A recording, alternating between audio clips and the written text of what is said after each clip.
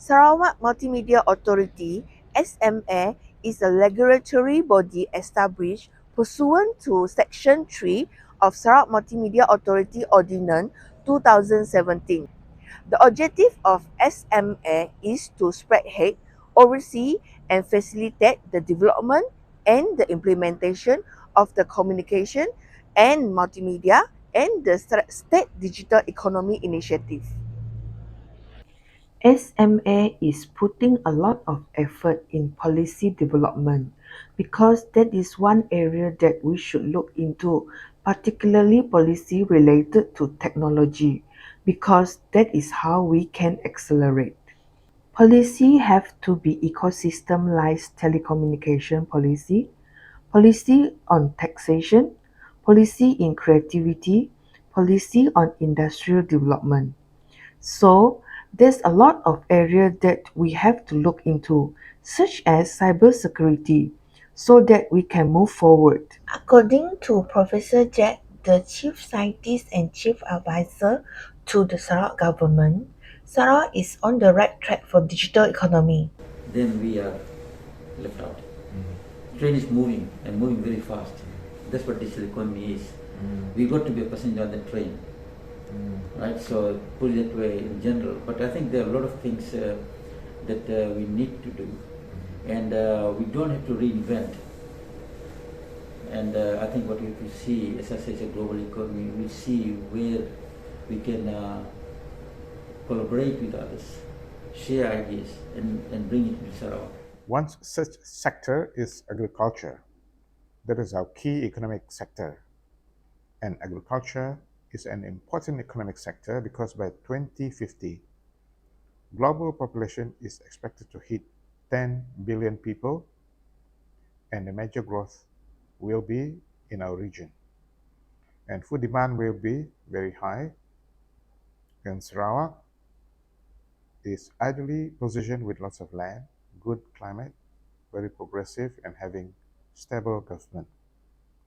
So looking at digitalizing of agriculture, which means smart farming, we must also look into value added and downstreaming, because if we just see the crop as it is, then we don't get the maximum value.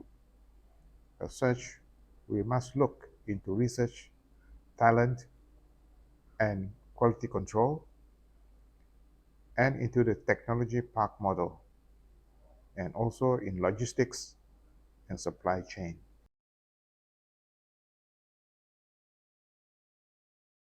One of the things that Sarawak has got is the government that is so progressive, and that makes doing things much easier, because it's driven right from the top.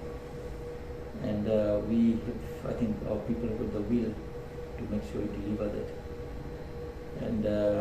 And especially in digital, I think the excitement is there, the people are committed, and the agencies are all for it.